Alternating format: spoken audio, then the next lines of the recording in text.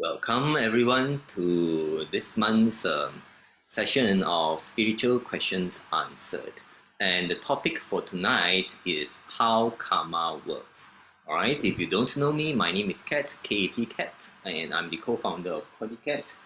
If you want to know a bit more about us, you can just go to our YouTube channel, our website, our Facebook, and you can find out a little bit more about us. Alright, so I'm going to jump right in about this topic of karma because quite a number of people ask me about this. All right, so I'm going to explain it from very basic level to what I consider the energetic level, spiritual level, which I think not many people really understand how it kind of works. So let's talk about karma. Like the word itself, right? So the word itself, karma, is supposed to be a Sanskrit word, and in Sanskrit, look, by the way, I'm no Sanskrit language expert, but you can find out all this information easily nowadays. Karma is supposed to mean action, all right? Action and its results. So it has been kind of interpreted amongst many religions, all right? It's usually in a religious context, and it is also, I would say, associated with the concept of reincarnation, all right? Because karma, ultimately, some people can call it, right? They call it the law of karma. They say it's a law, right? So they say it's a law of karma. I think everyone has heard something like this, like you can't run away from karma, stuff like that. There's a law of karma. And basically what law of karma is, it's actually a law of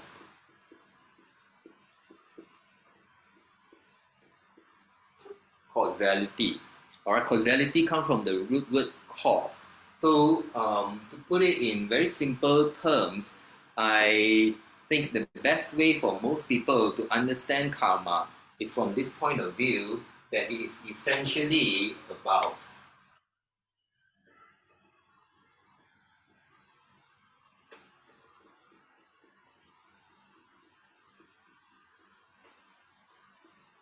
cause and effect. So law of causality means that something has, to prove causality is to prove something is a cause of something else, or the result is a cause of something. So if you want to understand it from a very layman, very easy to understand point of view, the law of karma or karma is actually about cause and effect. And of course, it's mentioned in many major religions, for example, Hinduism, Buddhism, and other related kind of religions, whereby there's also a core belief of reincarnation. But without even looking into reincarnation, the law of cause and effect is something that I think everyone knows instinctively. All right, whatever we do, right, whatever we do, there is an effect. So everything that we do is like a cause, right? It's a cause, it will have an effect. There are consequences, right? Simply put, there are consequences in our actions. Cause can be our actions, right?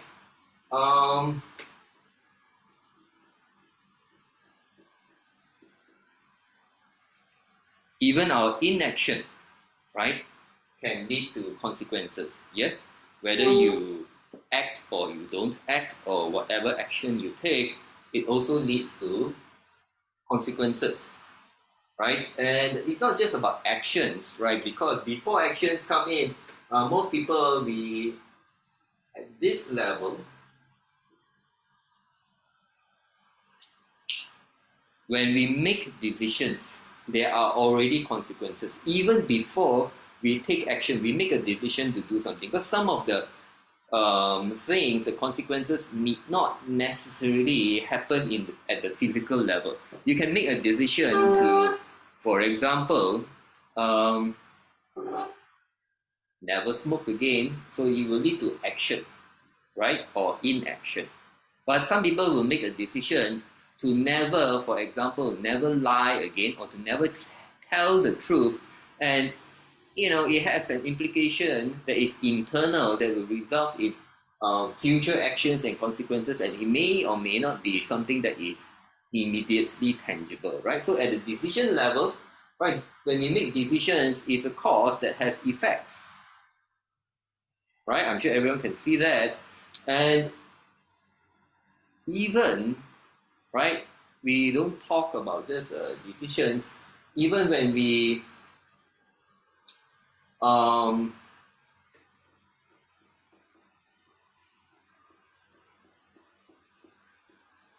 have certain thoughts, it can also have consequences.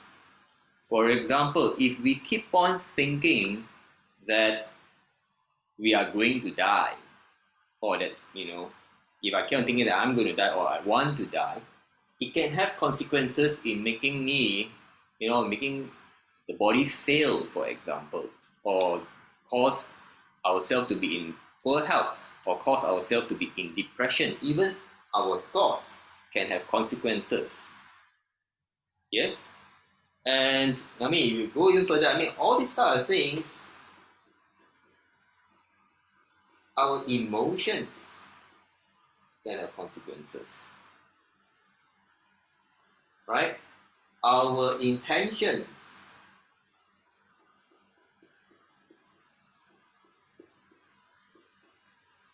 can have consequences. So, cause and effect need not necessarily be just about actions, all right? Even though karma is sometimes loosely translated, some people just put it very simple, right?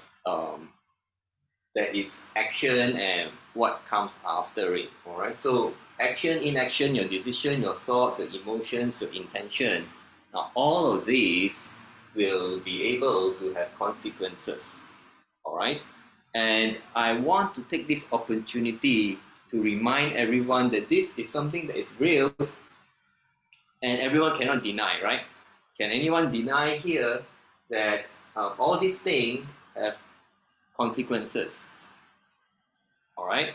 So before I even talk about the energy and the spiritual kind of aspect of karma and the future life, the reincarnation aspect, I think first of all, let's talk about this life. This life, the law of karma, cause and effect applies to everyone. All right. And our action, inaction, decision, thoughts, emotions, intention, they all have consequences. So we must be ready to face this thing. All right. And then only we talk about the energy and the spiritual aspect. Okay, so in the spiritual aspect, usually what is brought in will be this very important belief concept called reincarnation. All right, so to a lot of people, it's a belief. Some people, it's a concept. Some people, it's like, it's not real. All right, but for many religions, this is something that's very central. And just a little bit about it. There are even doctors, especially hypnotists, that can kind of prove of reincarnation. That people investigating it, and you guys, there are books out there, some by notable doctors, all right, psychologists, and so on. So and they have a lot of cases. So it's a really very interesting read. And of course, if you are in this thing also depends on which religion you are. All right. So usually when people talk about karma, right, it's linked to this concept of reincarnation, right? Whereby usually the concept is the consequences can carry over, all right, can carry over to future lives. All All right, so this is the understanding amongst the religions and in the spiritual side, whereby people believe in reincarnation. So the basis is, so there's cause and effect that's happening in the present life, and if the consequences doesn't play out in this life, all right, it will carry over to future lives. All right, so that is karma. I like to remind people on this one life, because a lot of people, what I find when they talk about karma, they're always talking about, oh, it must be your karma, as in immediately they are, the assumption is something maybe from the past life, affecting this life kind of thing. Okay, so this life, let's take it very real. Not everything that is happening to you is a result of karma or consequences from the past life, or from your past lives, right? Or past life carrying over to present life, or not necessarily the effects and consequences from this life will carry over to future life. And what is actually the determinant? All right. So some of you will be having questions. Feel free to type the questions on the chat box. I will take a look at it after I explain, okay, what I have to share with everyone. Okay, I'm here to present a point of view that not many people know, all right, and how does this work? How does it carry over to future life? Now, of course, usually there is this thing whereby usually we talk about a soul, right? So there's a soul that reincarnates, and that's why it carries over to future lives. Before we even talk about the soul, how does it actually cause this to happen is a very important understanding on karma at the energy level and the spiritual level. Is, to us, Cordelia and I, we have discovered karma actually is this.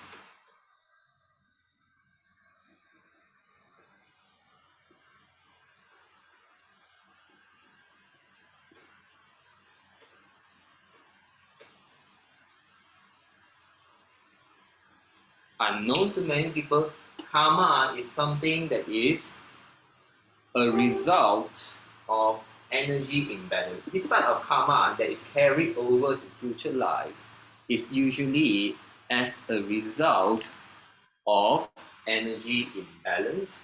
All right, and everything that all this karma thing works is there is some energy involved. So this energy imbalance thing is kind of have nothing to do with this, right? Yes and no kind of thing. So first of all, we understand this is the one life. So everything that we do, don't do what we think, what we decide, our emotions, right, our intentions, all will have consequences on this life. And it looks as if it has nothing to do with energy. But for those of us who are very versed in energy, who have some understanding of energy, right, thoughts, emotions, all these carry energy, all right, and it can have an effect on things. But to be very grounded, all right, I think we don't need to take an understanding of energy to explain this, all right, which is what is happening in the present life. Okay, let's say this part here is present life. So I don't want to complicate things by bringing energy to explain something that everyone understands. Now, what I want to explain more is how karma works, especially when we talk about it being carried over to future lives. All right, it's a result of energy imbalance. Now, what do I mean by that? So usually we have an example whereby there is one person, right? One person normally is not enough to create karma. You need to have another person. Yes, so let's have another person.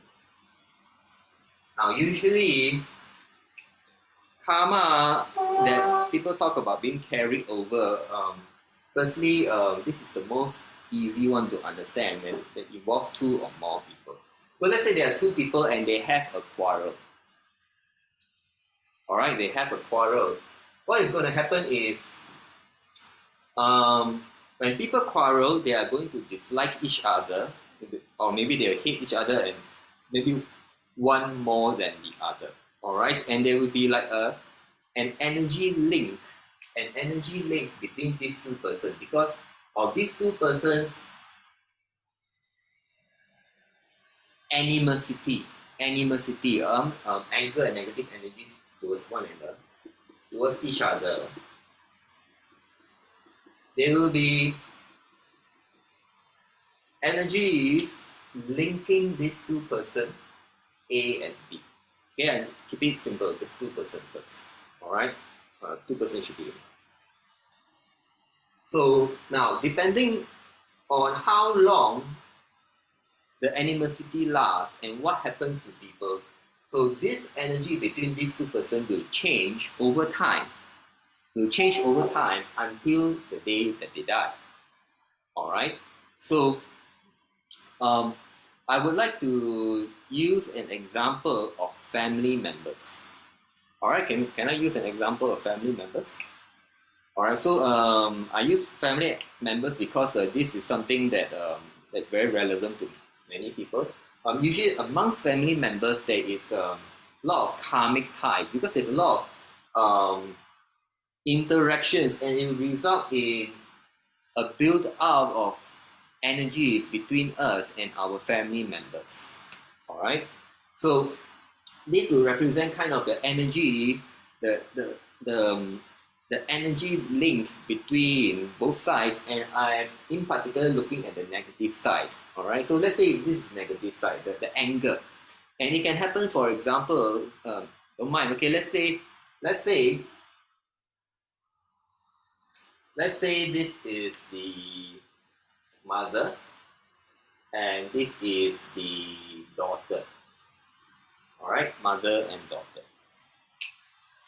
So maybe, right, so in childhood and adulthood, and there'll be lots of, there'll be, of course, moments of joy, moments of happiness, moments of love, but maybe there'll be some also moments, the not so good moments, maybe the mother scold the daughter, or there are some bad things that happen, or beatings or whatever. So let's say this is a mother to the daughter, and of course, let's say assume the mother beat the daughter or something like that. Did something, and of course the daughter being at the time very young, of course, will hold some anger and whatever. So usually the mother is not so angry with the. Let's assume, right, the mother beat the daughter, kind of very simple thing, but the daughter really hold on to the grudge. So what I'm drawing over here is the daughter side, the grudge is thicker, and the mother side, the grudge is smaller, right? The negativity is smaller. Now, let's say this is the state right now, and all the way to death is the same. All the way to death is the same. So there is kind of like an energy imbalance because now this energy has not balanced itself out and disappeared. In fact, there's a lot of animosity between these two persons. Now, what's going to happen is these two persons have a soul, and the soul is going to reincarnate. All right?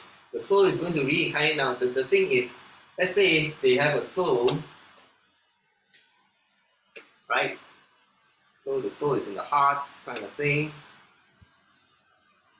Right? They have a soul, and when they die, this energy will follow the soul, and it will continue to link these two persons even in the next life.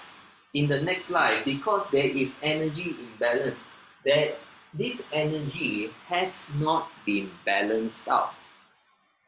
Okay, and the next question is how to balance it out. So now, if this energy remains there, this cord, right, this energy linkage is like a karmic cord, all right? Because of energy imbalance, because of animosity, very strong emotions and stuff like this, and it causes these two persons to be linked such that even if this life, they try to do and everything, they never get to reduce this. What's going to happen is they're going to carry this over because there is an energy linkage, right, caused by energy imbalance. Now, what is energy balance? Okay, I will show you another scenario.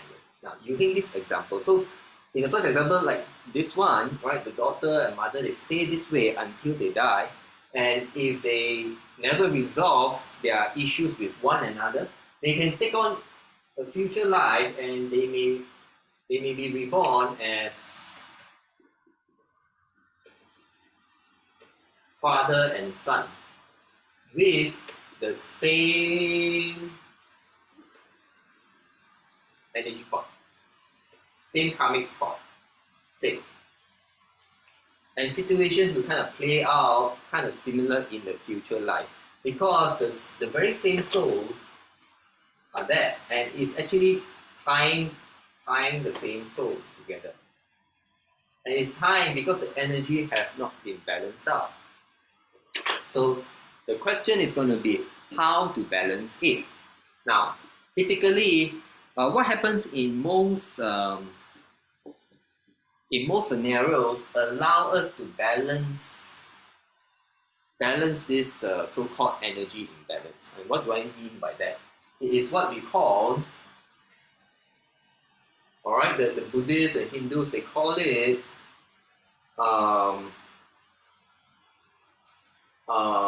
so they call it samsara.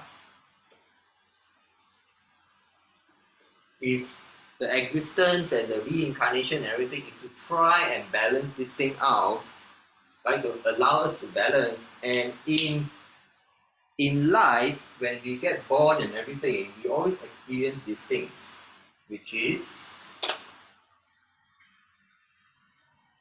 first of all,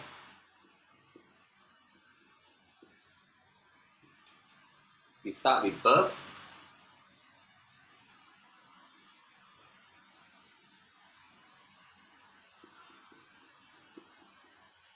Then we age.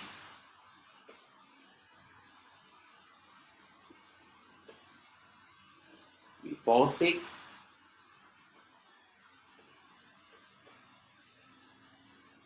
We die.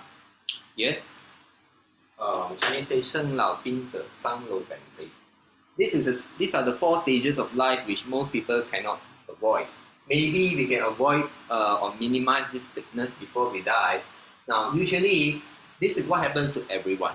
And this, from birth, we age and then we sick and we die, is to help us resolve karma. Now, how does it happen? So, let's say daughter and mother, all right? Daughter and mother, they have grudge against one another. And in old age, of course, the mother will age first and the mother will fall sick. And if the daughter has a good heart, all right, the daughter, despite the disputes, despite the anger or whatever, she will take care of the mother, right? Like filial piety and doing the right thing.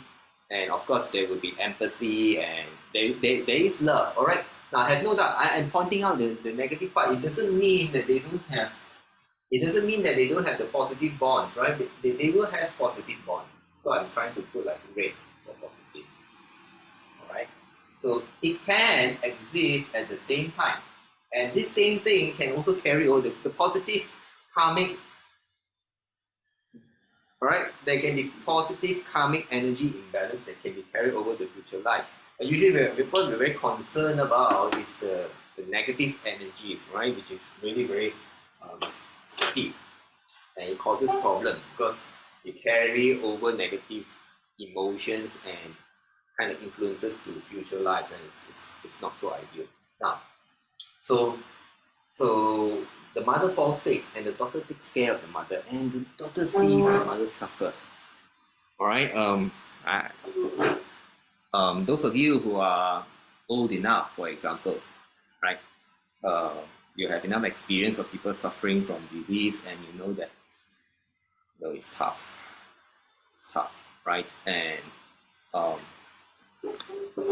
if you ever have a parent or grandparents who are suffering, and even though the other person has done a lot of bad things, you can see that the person is suffering. All right, so the daughter will see the mother is suffering, right? And then during this period of time, maybe they grow closer together because they are united in the suffering, all right, taking care of, right, the daughter taking care of the mother, all right, and the mother, also probably as suffer will mellow, will not be so, will mellow down kind of thing, and then there'll be more conversation, and it is a time in sickness whereby there will be empathy involved, and then there will be forgiveness, right? You will see, the daughter will see the mother is suffering so much, and there will be some conversations and get to understand things from a different point of view when you're taking care of the person, all right? And then maybe you think of, wow, I'm taking care of my mother the same way my mother took care of me when I was a child. And maybe the daughter has become her own, she has become a mother, at this time when the mother is dying, she also become a mother, and she also take care of her own children, and she can kind of understand why her mother was like that to her. And all this understanding can help reduce the animosity, all right, and reduce this thing. So the idea is,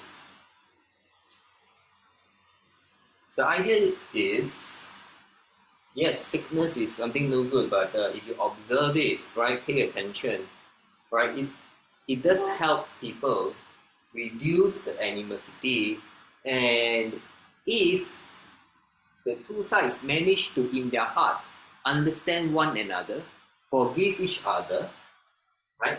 Forgive each other, then there will be no more animosity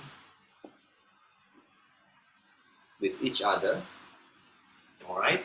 So even if there is a karmic bond that is good, all right, positive one is not so bad, they can still be tied and they can be reborn as father and son, but it will be based on positivity, and the dynamics of the relationship will be different in the future life because the bondage, all right, the bondage is different. Okay, so usually this is what is happening. All right, there is an energy imbalance, right? And if you balance it out, maybe if you balance it out totally, then there is no reason to even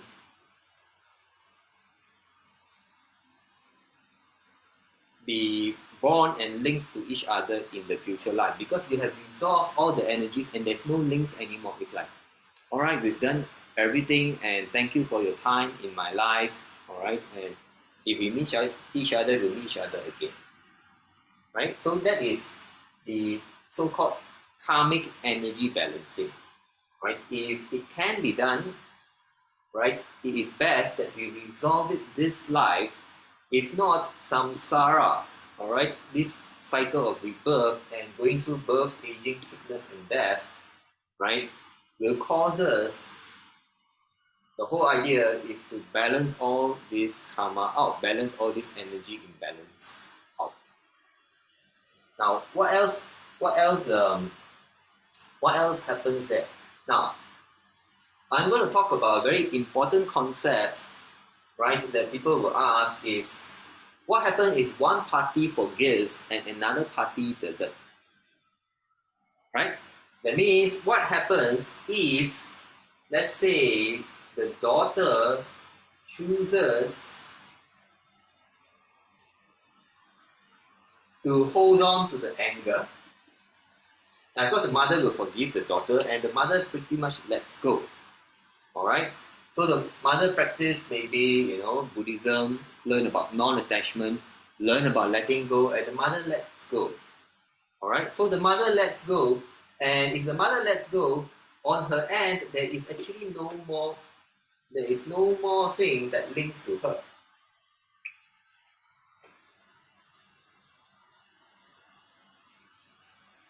It doesn't link to her anymore. But the daughter had kind of thing which is targeted towards the mother.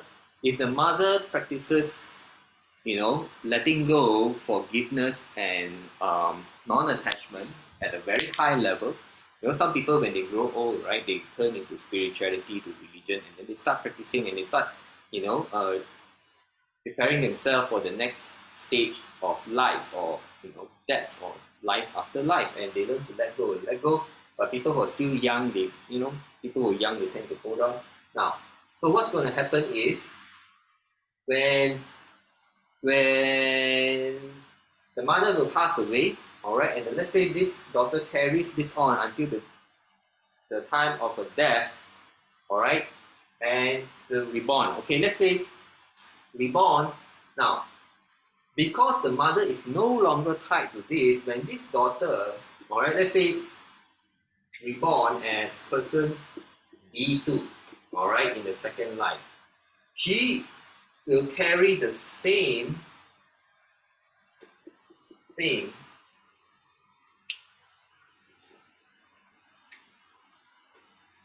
right? The soul will be reborn and it will carry this same karmic energy imbalance, all right? Now,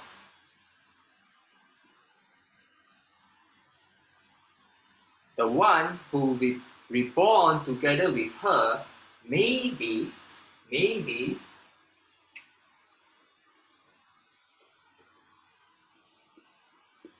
a totally different person. C, a totally different person whose previous life, okay, so this is C2, so C2 may have come from C1, and C1 could have been a mother, right? Could have been a mother who also had issues with her daughter, and the mother is the one who didn't let go, but the daughter let go, right? So the mother will come with issues herself, and because it's daughter issues, so the two souls will have mother-daughter issues, right? They may be drawn to reincarnate to face each other to resolve this thing, because then these two will be breached. Their issues will be breached.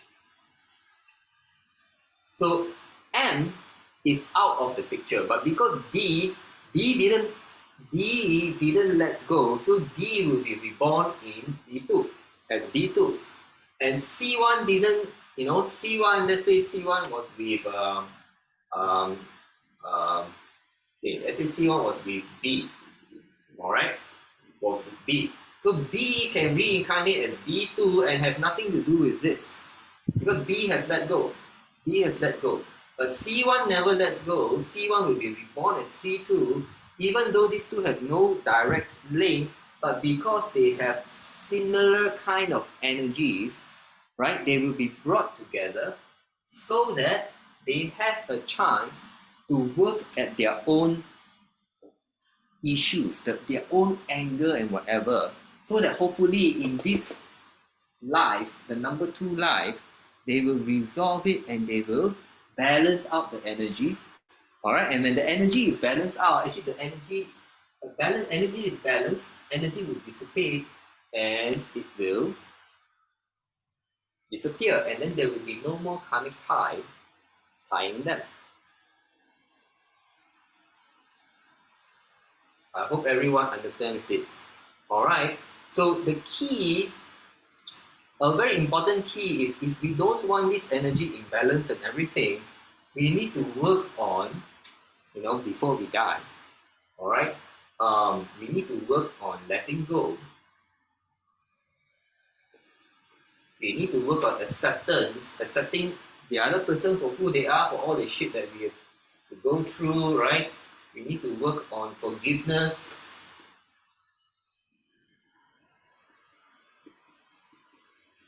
We need to forgive the other person. We need to forgive ourselves if we are the ones who are involved with all this. We need to make peace, all right?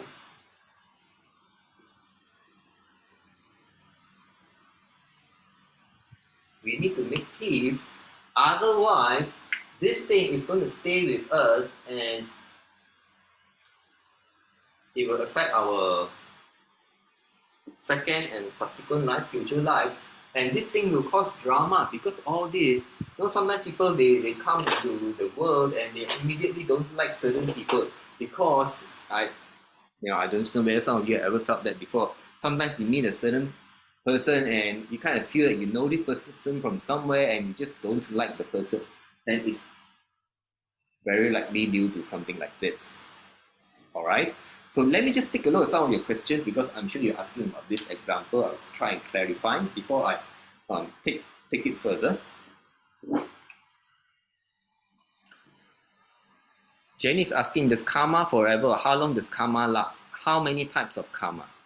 Oh, karma is forever as long as your soul is there, right? So, of course, we're not going to argue whether soul exists or not. So I shall assume those who are listening to this talk, you believe in reincarnation and all this soul stuff. So as long as you have a soul, now let me take this point further.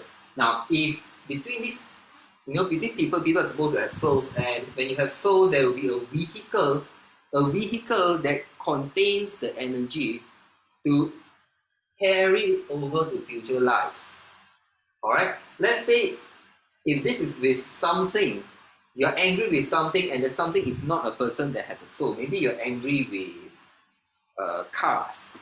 You're just angry with a particular type of car because particular type of car hit you and you're just angry with it. All right. So D can reincarnate, and although there will be nothing for it to bind on, the energy remains with you, and even though you don't stick onto something, in the future life you will just have anger issues with cars with no reason because there is this energy that's within you, energy that has not been balanced out. All right, but if it's someone, okay, with a soul, right, then there will be something that will link people and it carries on. All right, so what I'm trying to say here, this energy imbalance, right, I'm trying to illustrate, it may or may not have another person at the other end. All right, so in most cases, there is a person at the other end. But if one person lets go, or if this one have some kind of energy imbalance or animosity towards something that doesn't have a soul, you will still carry the energy to future life. All right, and then maybe it will cause you to have some problem with another person who has similar vibration, similar energy, and then you will link the both of you. But if your issue is with something that doesn't have a soul, like cars or trains or towers or whatever, or water, you carry this energy. But this energy is an imbalance, and it, some people maybe they drown. Let's say some person drown, right? Drown in life, and so they have this thing against water, right? And they will bring this to the future life, and they will have this phobia of water from the moment they are born, right? It could be something like that. So this energy imbalance, so karma we understand as with people, but it can also happen with things that are not people that don't have souls. All right, let me get for sure so that you all understand. So the karma will keep on going forever because reincarnation is forever unless you can get yourself out of reincarnation. How many types of karma? So if you think about it, as long as you have something with you that is attachment, all right, this energy is imbalanced, it's not balanced out, and it's attaching to you. So a key thing is, this thing has a key feature of attachment. All right, it's actually a key feature of it is attachment. So what you want to do, right, this energy imbalance is actually an attachment, and there is imbalance because if everything balanced out, there will not be so much energy in one place, one concentration. If energy is harmonized and balanced out, energy is flowing the way energy flows in the whole universe. It's supposed to be flowing, but the moment it's not flowing, the moment it's stuck with you, right? It's stuck with you is an attachment, it is an energy imbalance. Energy that is balanced out, it will flow naturally the way air flows, the way heat is form energy. Heat will flow from area whereby there is very hot of higher temperature to an area where there's low temperature because there's no attachment, there's no imbalance. And that is the nature of energy, it will flow. But if you hold on to it, then the energy is not balanced, it's with you, all right? And then this thing, It will take you as long as it takes.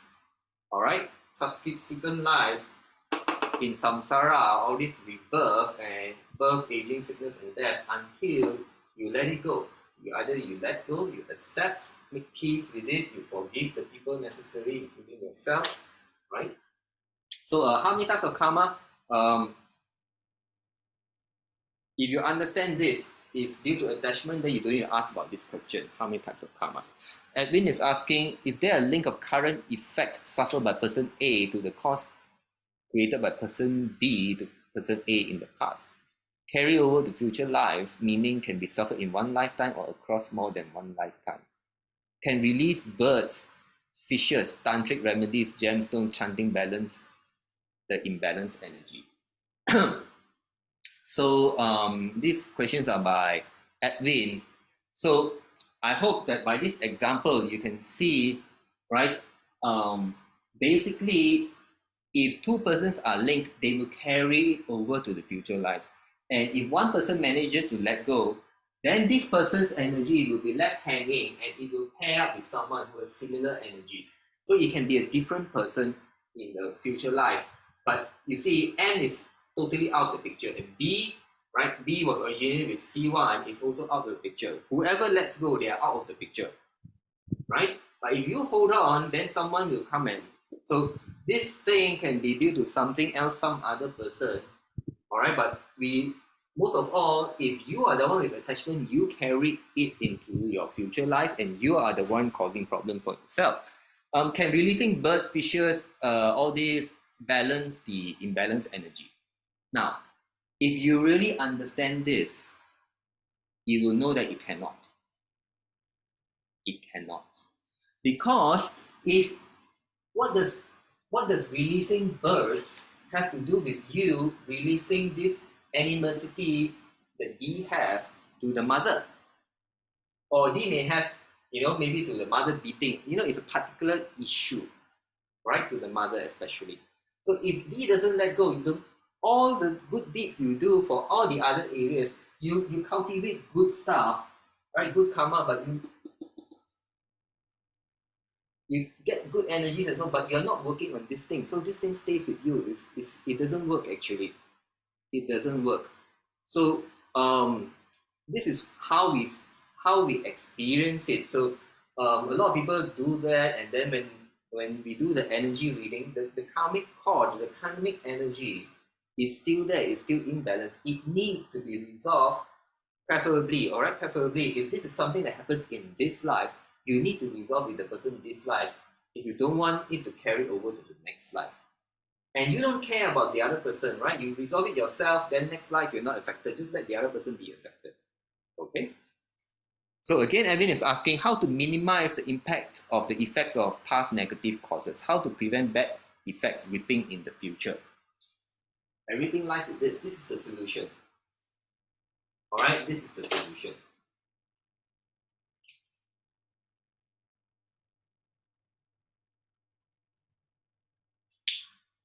You let it go, whatever it is, all will drop out.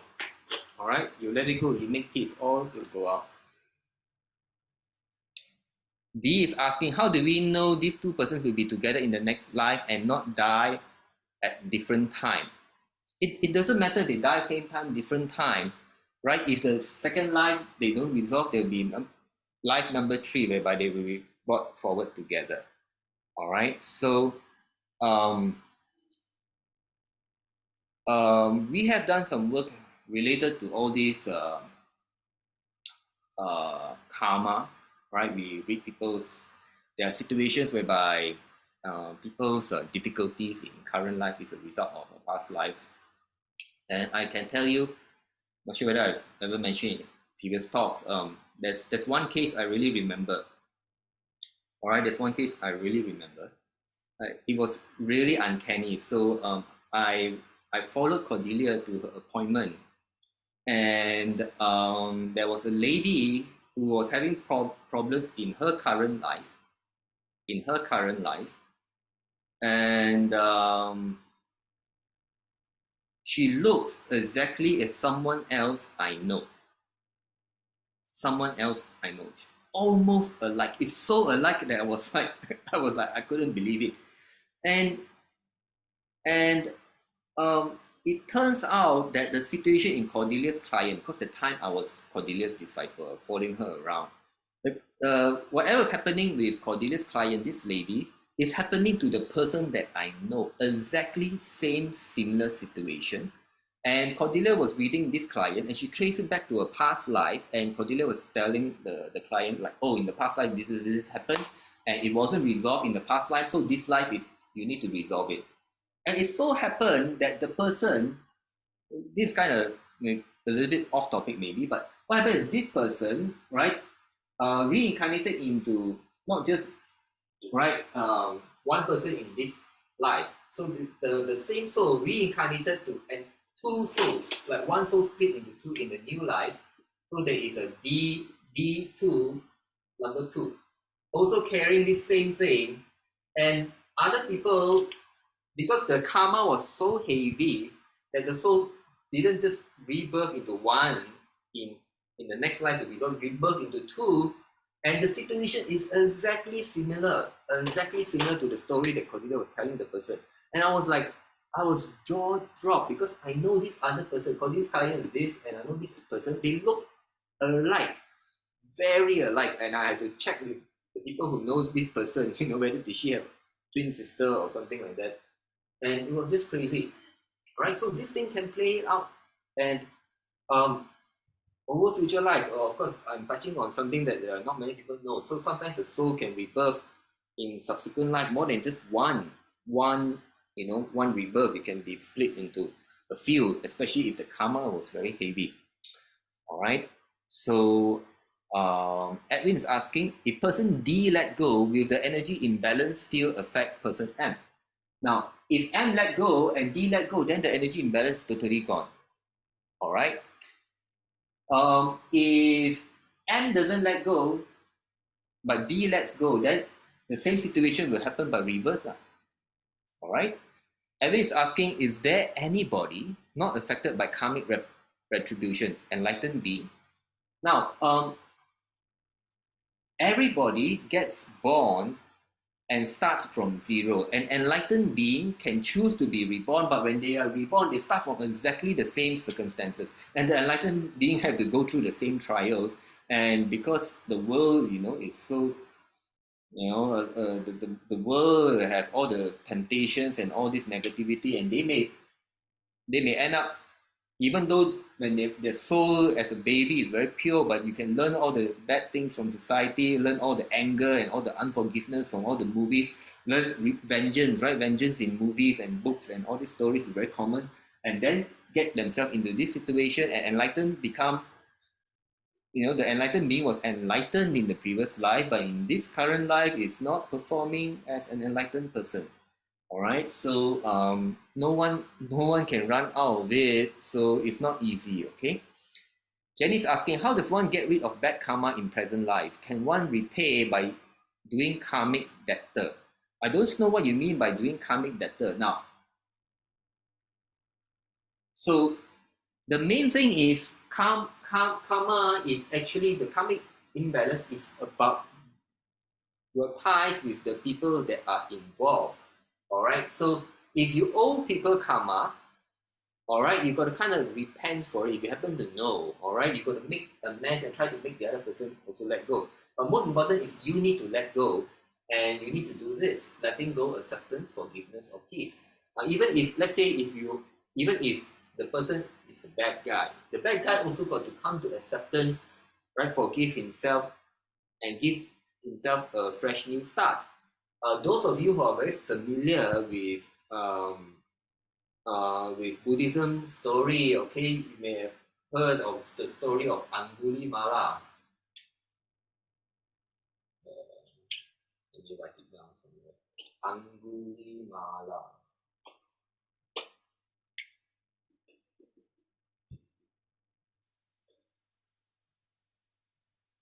So mala means like a prayer beads, Angulimala, I can't remember, is a necklace made of bones. So there's a guy who go around killing killing maybe saints or religious people and collect their bones and make it into a mala prayer beads kind of thing. All right, and he according to the story, he don't know how many he's supposed to collect, so he killed a lot of people, and then he met the Buddha, and the Buddha managed to convert him to become a good person, and he repented and everything. And according to the story, it seems that he kind of managed to reach some form of enlightenment or something because he really repented. He really did all these things. All right, so he cannot exactly pay back because he killed people, right? But he really forgave and everything. So the whole idea is about you yourself letting go. All right, and those people who have been wronged, you must also let go. It doesn't matter if someone wronged you, right? You got to let go. You got to accept. You forgive. You got to make peace with that because we can't change whatever has happened. Okay, so can we repay karma by doing good deeds? You can do good deeds, but it has no impact on this if it is linked to a particular soul. So all this is, it's not about doing good deeds, it's about you yourself making peace so that you don't carry it over to the next life. Can you understand that? All right. The point I'm trying to help everyone understand is, you know, a lot of people talk about doing good karma to offset and everything. Yes, it can kind of offset, but even though it kind of offsets, as in you get some good karma, some good benefits, but this thing is still with you, and the drama, the energy will follow you to your future incarnations. Right? So you got to work at it. So anything you're not happy with this life, you got to look at all this. All right? You to let go, to accept, to forgive, to make peace. Stanley is asking, during soul planning, one plans according to the karma and choices available to them based on karma. Yes.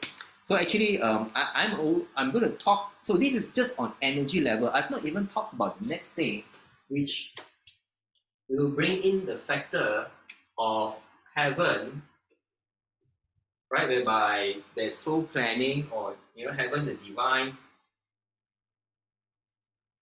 So what I'm trying to say here is, we want to understand from the energy point of view that as long as we have an energy form, the soul, the energy will stay with us because we are energy form and will follow us life after life.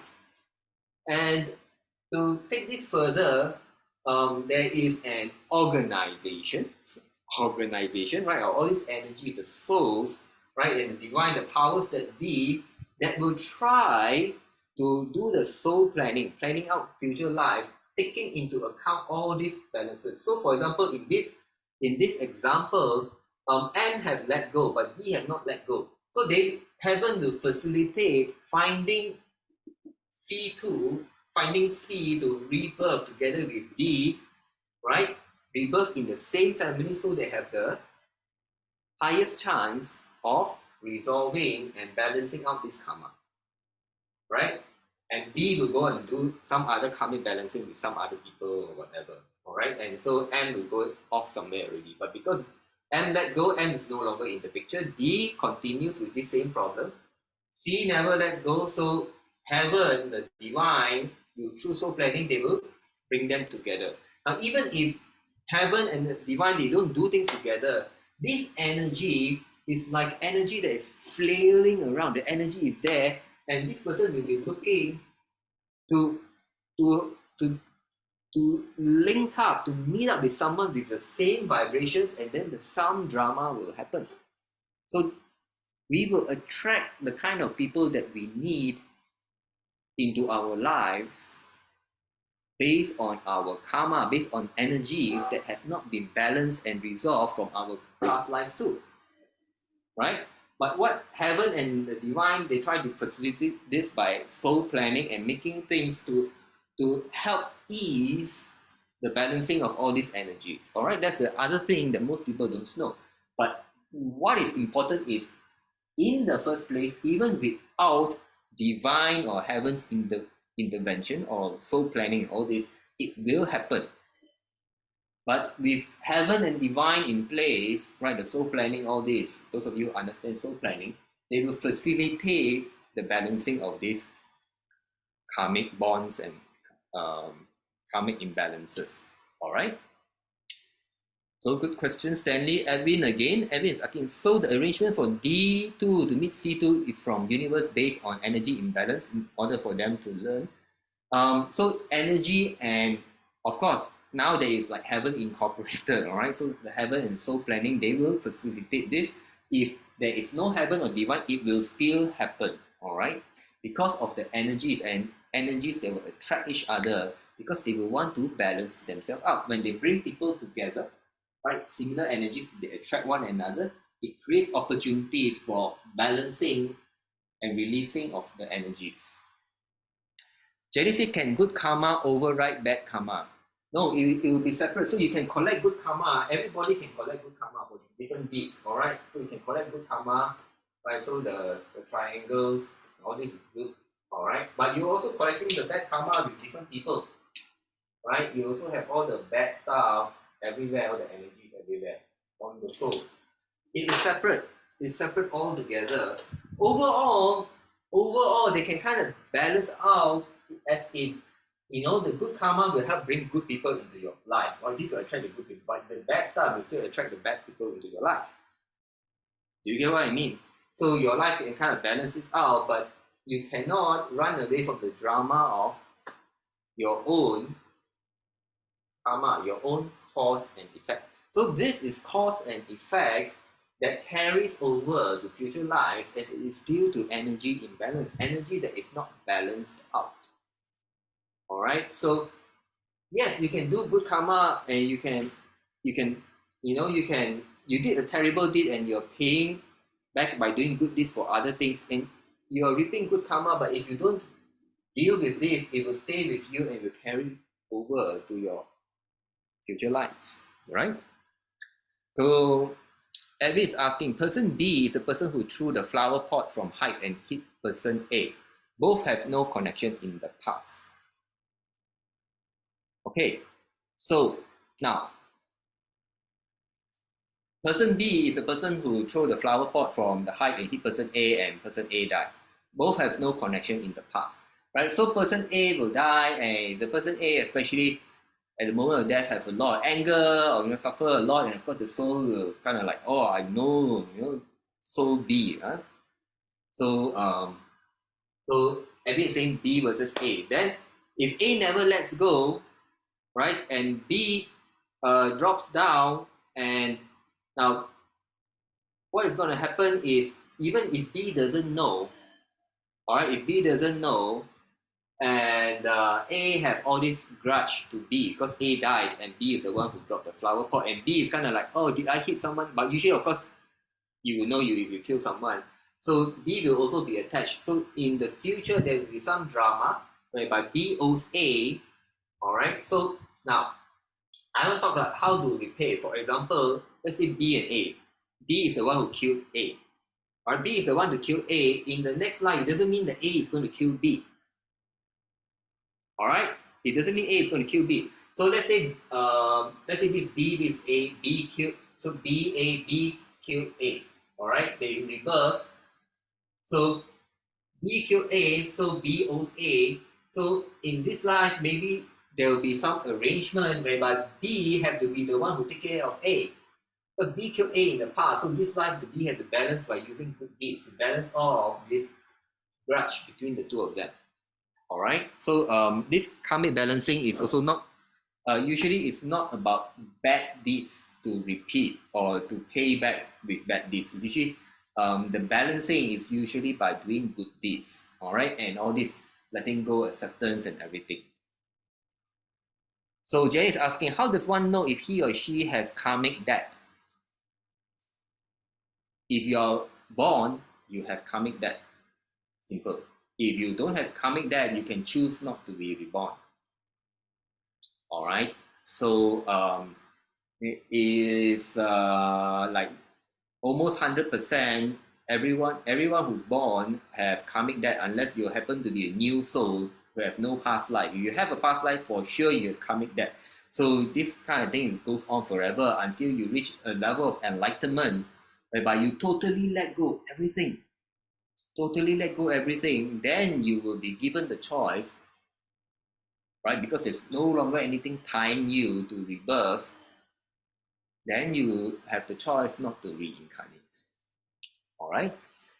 Joey is asking, will regression help on karma issues? Um, Regression can help, yes and no, but not necessarily you need to be regressed. Maybe sometimes a little bit information will do. But if you ask me, um, it is not necessary. So all we need to do is this. Right? We focus on this and we focus on being a good person and be someone who contributes. If you're a good person, you have good values, you are contributing to society, right? Not causing problems for everyone, and you practice this, then you don't even need to have all this knowledge about the past lives and everything. And that's the way it's meant to be. All right, there is a reason why most people cannot remember their past lives. So that, if you remember someone killed you and now the person is your father or mother or your wife, how can you, you'll be too distraught with the knowledge of what happened in the past to be able to love this person that is, your family member or your spouse. Right? So the whole idea is you don't have all this knowledge and you're supposed to learn all this and be a good person, and all these indications is generally taught in most of the religions of light, right? The good religions, they teach all these kind of things, right? They're a good person and good values. Evan's asking, are people in same vehicle planes suffer same karmic retribution due to same past bad cause created by them? Can we say universe sent the pilot to reap their fruits? No. Now, Edwin, in a plane crash, it's very simple. Can it be? So I always tell people, let's focus on this. In the plane crash, it can be just a cause and effect of the pilot's error. It need not be a payback. And those of you who are watching this video, can you go to my YouTube channel? There is another video, all right, which is very relevant because we talked about destiny versus free will, right? No space. Destiny versus free will. All right, it can be due to free will that a plane crashed. Someone bombed the plane, the pilot, due to free will of the pilot didn't sleep properly, made an error of judgment, and then the plane crashed. So it can be cause and effect of this life. It need not necessarily be something of the past life. All right, not everything is destiny. Can we all understand that? I covered this topic in the past. Not everything is destined. It's not like the way Evan said, the universe sent the pilot to reap the fruits. No. All right, the universe don't do that. All right, the heaven doesn't do that. Okay, heaven doesn't run this world using all this negativity, trying to kill people and all. No, right? Usually it's a cause and effect due to the free will of someone. Free will. All this involves free will. All right, free will.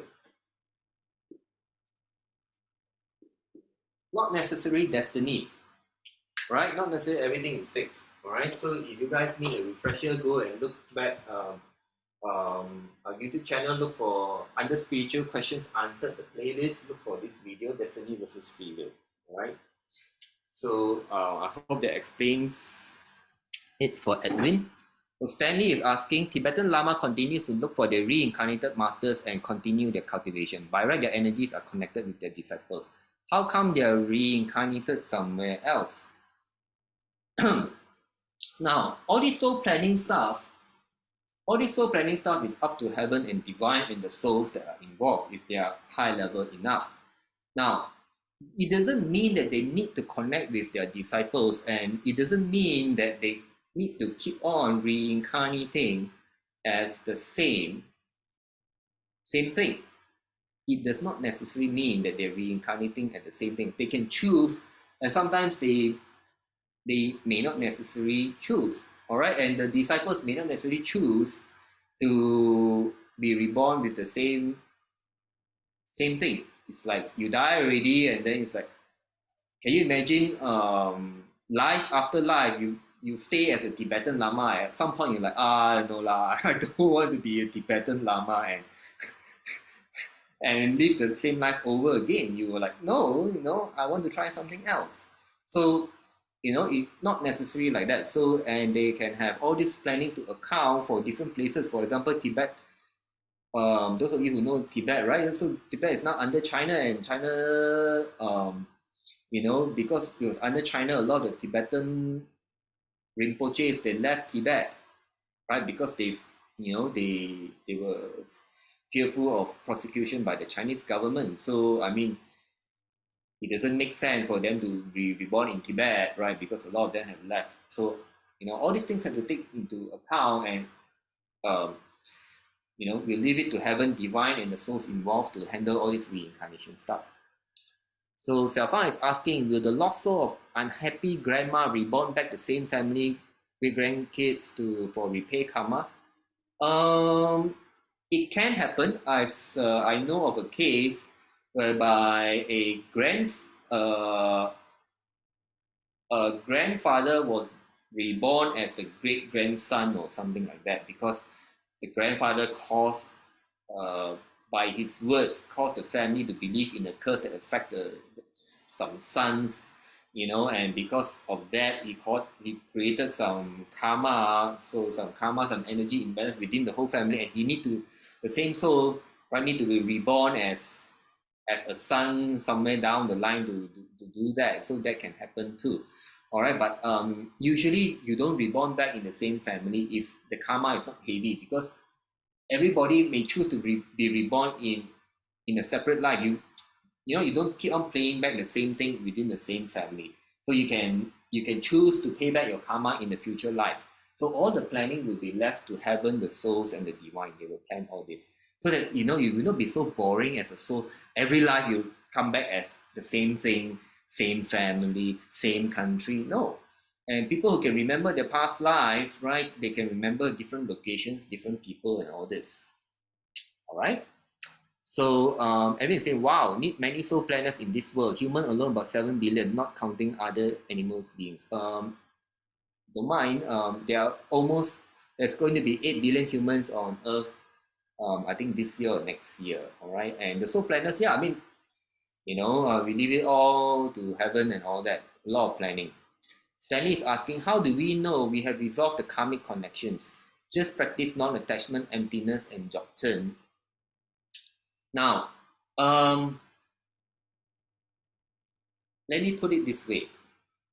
If you are a person who practices letting go, acceptance, forgiveness, and peace, if you practice it sincerely, honestly, you will realize you don't have all these attachments to you, and you become a person who is less emotional, especially less emotional in the negative sense. And how do you know you've let go all this? Let's say you have an issue with someone. If you have an issue with someone, there'll be hot button issues whereby you react very fast, right? And even if you don't react, you will clench your jaw, grip your face, your heart beat fast, right? Even if you try not to show it in your face, but your buttocks, the muscle will grip, and then there'll be some form of tension in your body. But if you really work and let go of this, and the other person who used to trigger you, right, who used to make you unhappy, even if the person come up to your face and spit at you, and you have really worked on yourself, there will be no reaction, right? Like some of you read the stories of Buddha, like people spit in his face and he didn't react. You get what I mean? That's how you know. When you no longer react, especially in the negative manner. All right. So I've been saying reincarnation equals rebirth. Yeah, right. Reincarnation equals rebirth. So Stanley is asking, in Theravada tradition, there are concept of multiple cultivation level. All right. So Sotapanna stream, enterer only rebirth 7 lives, 1 rebirth, blah blah blah. These are universal law. Just apply for Theravada Buddhism.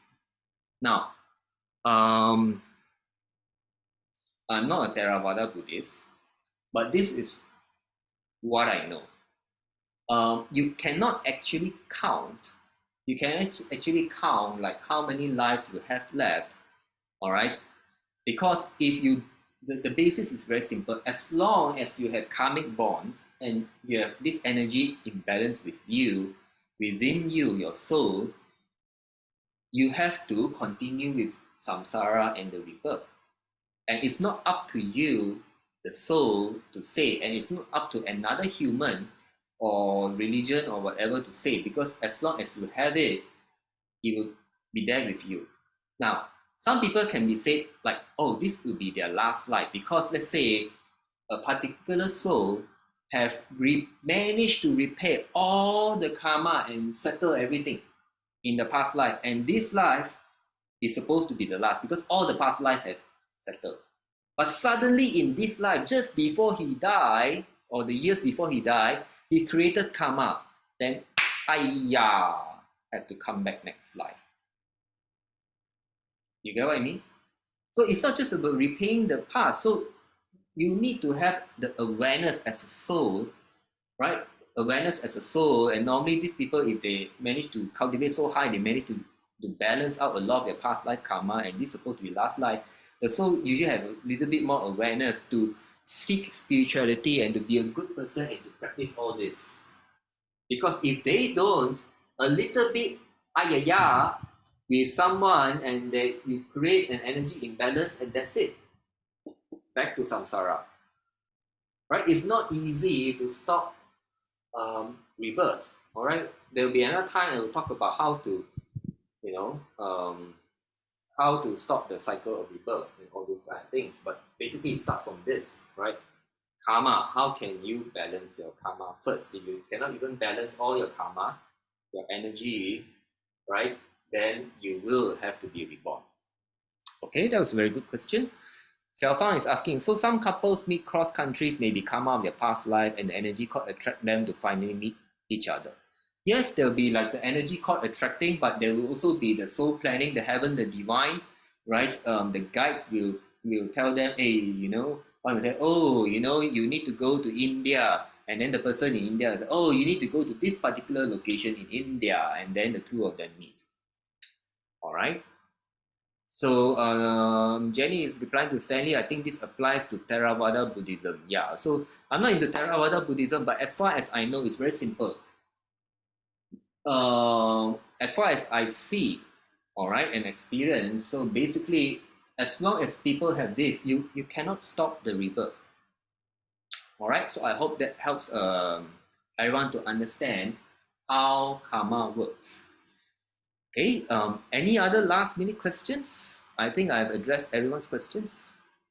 Edwin, related to Stanley Chung question, can say another can assess the let-going level by seeing facial expression in the other person? Yes, actually, it's very simple. You take a look at a person, and if the person is very reactive, very easy to get emotional, definitely long way to go before, long way to go before stopping reincarnation. But anyway, the topic is not on reincarnation. It's trying to help you understand how karma works. But yes, this karma thing, if you cannot settle your karma, you cannot balance out your energies, your karmic imbalances, you cannot balance out your karma, you have to reincarnate. All right, and it's very simple. You take a look at people. If the people get emotional, get upset, get angry easily, especially all these negative emotions, then in the Buddhist term, is they are deep in samsara. Buddhist Hindu term, right? They're deep in samsara, and they will have to continue of rebirth, reincarnation, because there is attachment. So we need to, without taking into religious context, just focus on this, right? This is good for us, right? Letting go, work on accepting the things that we cannot change, we forgive, make peace, focus on being a good person. And being a good person means having good values or good virtues. All right? So Jay is asking, Kat, can we discuss on karmic debt next session? Karmic debt. What kind of karmic debt? Maybe you can message me privately. So I'm trying to do talk on different various topics, but if there are some linked topics, we can come up with it in another session. You can definitely give me a private message and elaborate more what you mean by karmic debt. DA asks, what if some people want to let go but fail again and again, and others that choose not to let go and believe revenge will help them reach justice? So now, good question there by D. What if some people want to let go but fail again and again? So the good thing is this: for the soul, you fail again and again, you get to repeat. You get to repeat. You get to try again, right? So that is also the good thing about rebirth. So even though you fail, you can.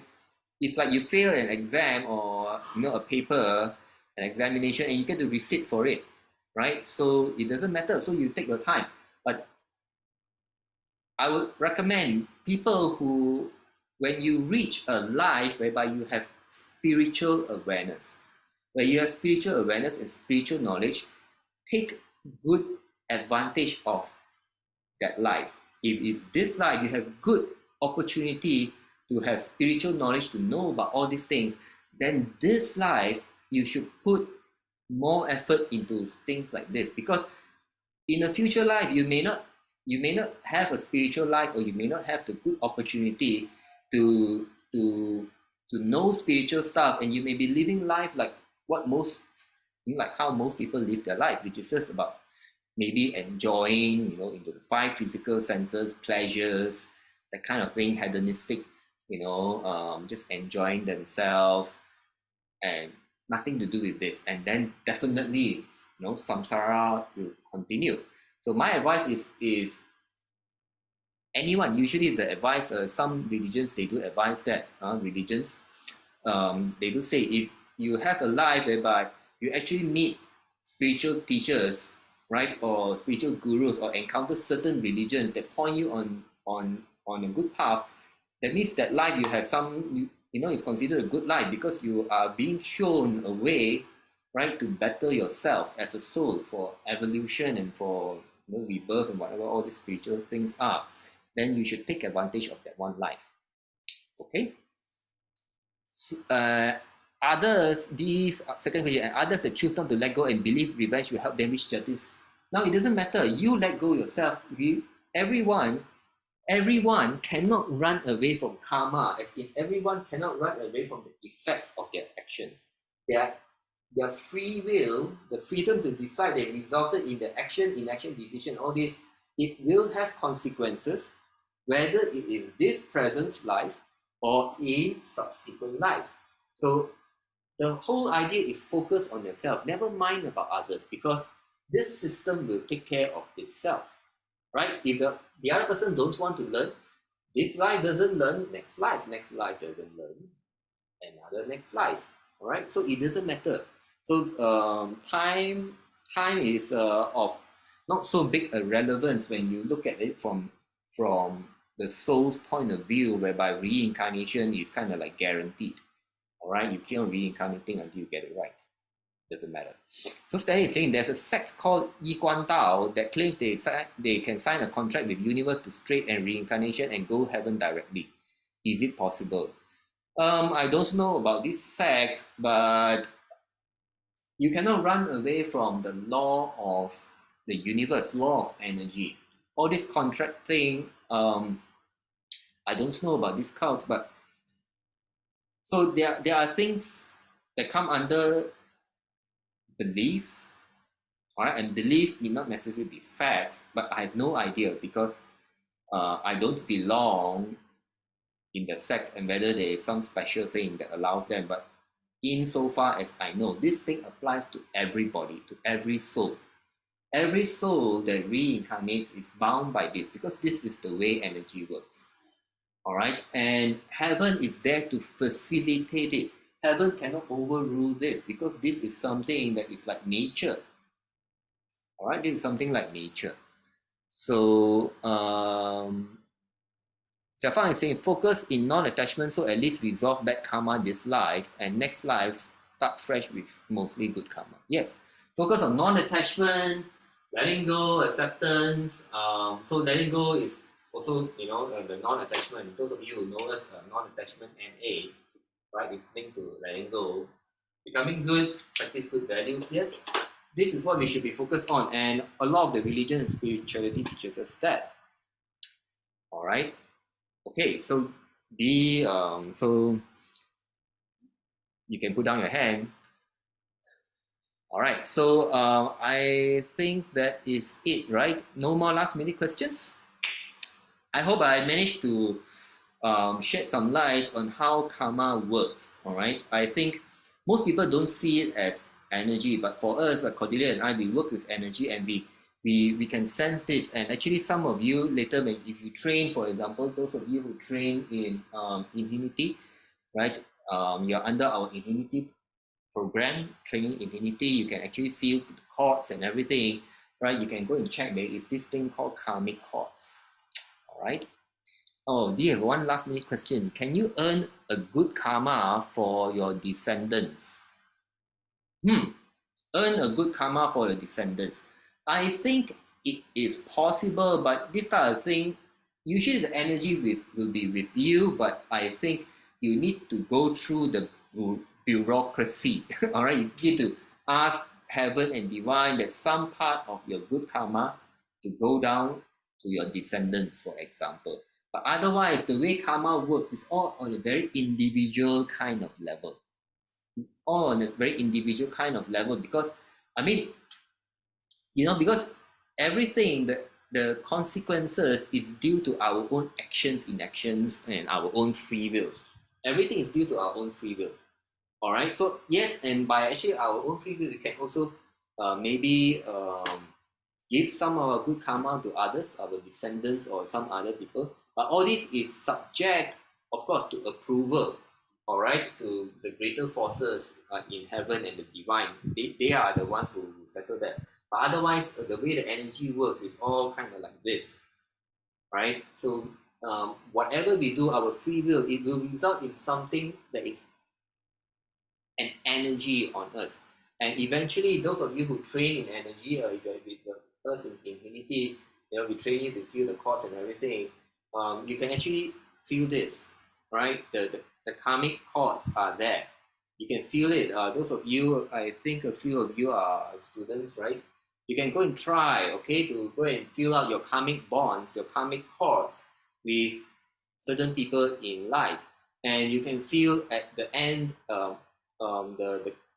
what the energy feels like at your end and what the energy feels like at the other person's end. All right. So this way you can find out kind of like who owes who more and who is more attached.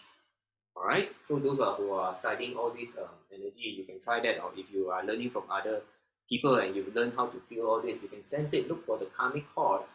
All right. Sense the karmic chord, karmic energies at your end with this person and at the other person's end with you, right? Feel the energy, more negativity, more positive, more attachment, less attachment, kind of thing. All right, so I believe that is all for today. So thank you everyone for joining me, and we still have an event tomorrow night, Sunday. It will be Unity Qigong in English. All right, so if you feel that you've benefited, do consider making us a donation to support us for our online events. How to do so will be sent out in the groups. If you can't afford it, that's fine also.